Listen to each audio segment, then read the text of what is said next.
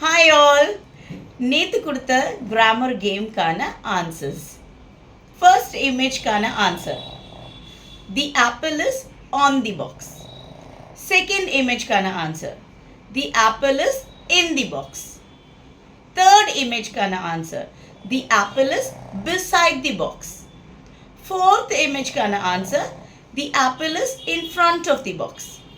இந்த ஆன்சர்ஸை நீங்கள் கரெக்டாக எழுதிருந்தீங்கன்னா உங்களுக்கு ப்ரெப்போசிஷன்ஸ்னால் என்ன அப்படின்றது ஓரளவுக்கு தெரிய வந்திருக்கும்.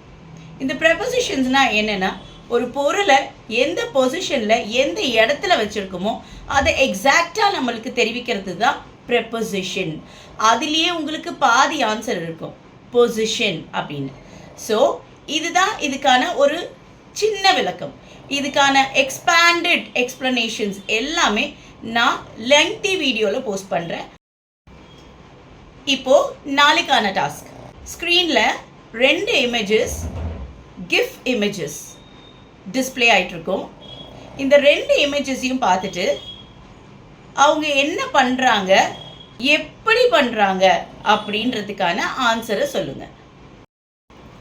ஒரு இமேஜில் ஒரு பாய் ஓடுற மாதிரியும் இன்னொரு இமேஜில் ஒரு பொண்ணு ஆடிட்டு இருக்க மாதிரியும் டிஸ்பிளே ஆகிட்டுருக்கு.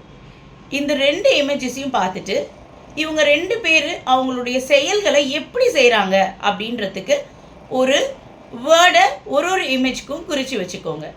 இதுக்கான விளக்கத்தை நான் நாளைக்கு கொடுக்குறேன். தேங்க்யூ.